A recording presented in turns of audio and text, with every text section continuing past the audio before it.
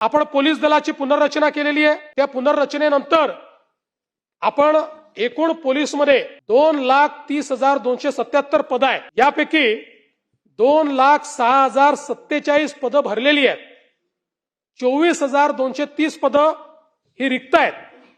यापैकी जवळपास 16,607 पदांची भरती प्रक्रिया ऑलरेडी सुरू आहे। त्यामुळे पहिल्यांदा अशी परिस्थिती आहे की जवळजवळ जेवढी पदं तेवढी माणसं सातत्याने आपण भरतो आणि पोलीस मध्ये कमीत कमी वॅकन्सी आहे। मला असं वाटतं की कदाचित गृहमंत्री म्हणून जो माझा कार्यकाळात जर आपण बघितलं 50,000 पेक्षा जास्त पोलिसांची भरती ही आपण या ठिकाणी केलेली आहे आणि एमपीएससीच्या माध्यमातूनही पीएसआय ची सर्वात मोठी संख्या ही भरण्याचं काम आपण या ठिकाणी केलंय। पोलीस दलासाठी जवळपास 12,952 घरं त्याचं बांधकाम हे चाललेलं आहे आणि पोलिसांना स्वतःच्या घराकरता 2,487 कोटी रुपये घर बांधणी अग्रिम म्हणून आपण या ठिकाणी गेल्या 2 वर्षामध्ये दिलेली आहे। आणि आमचे कालिदासजी आहेत का? बसल्या।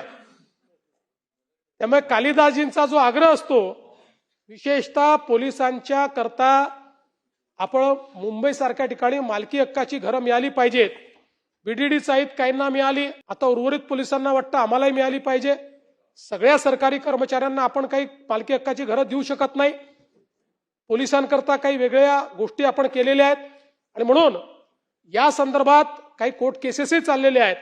पण आपल्याला पोलिसांना मालकी हक्काची घरं कशी देता येतील, टप्प्याटप्प्याने देऊ, काही प्रमाणात देऊ, पण ते कशी देता येतील या संदर्भात एक उच्चस्तरीय समिती आम्ही तयार करतो आहोत आणि पुढच्या 3 महिन्यामध्ये या समितीचा अहवाल आम्हाला प्राप्त होईल आणि त्यानंतर त्याही संदर्भात जी कारवाई आहे ती कारवाई आपण निश्चितपणे या ठिकाणी करू। आपण जर बघितलं तर 2025 साली जवळपास 24 नवीन पोलीस स्टेशनची आपण निर्मिती केली।